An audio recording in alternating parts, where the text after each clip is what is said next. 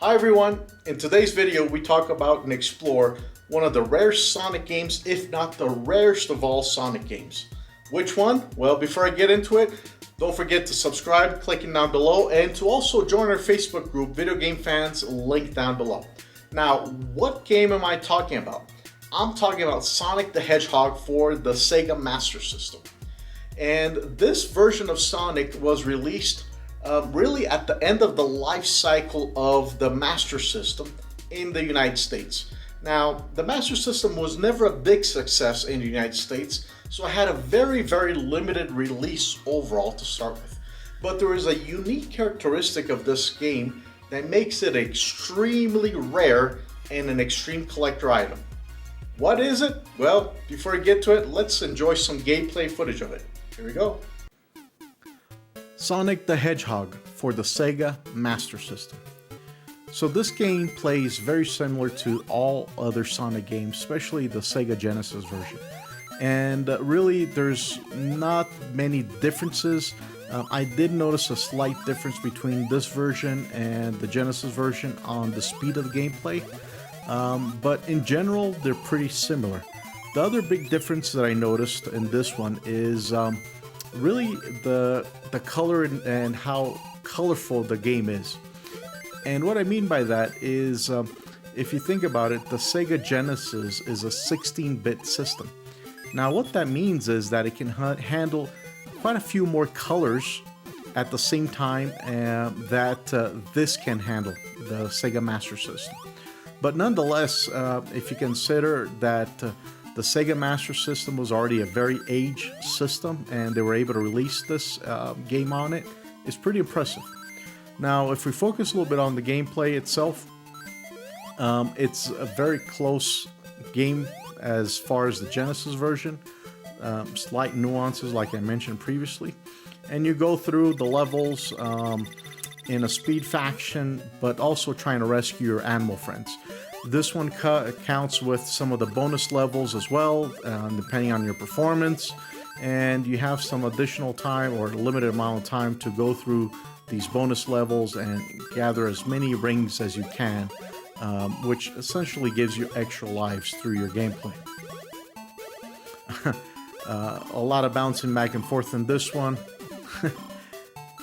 And you know, whenever I play some of the Sonic games, I always think about at the time Sega was trying to compete with Nintendo, with Mario specifically, and Sonic was the answer for that competition.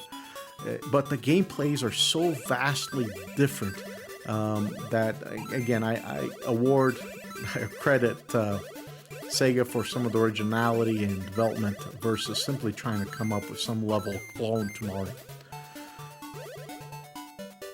Alright, so that's the end of the bonus level, and the game has quite a few additional level designs, some underwater gameplay, and in the underwater gameplay, similar to some of the other Sonic games, you have a limited amount of time that you can stay underwater before you run out of air and die. So you have to balance that a little bit with part of the gameplay. There you go, 5 seconds. Almost out of air. 4, 3, and here we go. Let's get some air.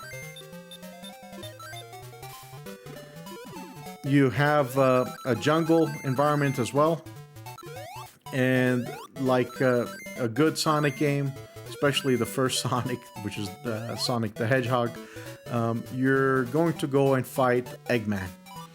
And here I put one of the boss fights for Eggman so that you could get a little bit of flavor of how it looks on the Master System. But the gameplay is pretty challenging, but fun, like many other Sonic games.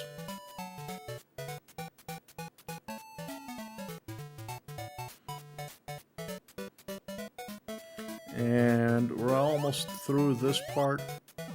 Alright, now let's take a look at that Eggman fight.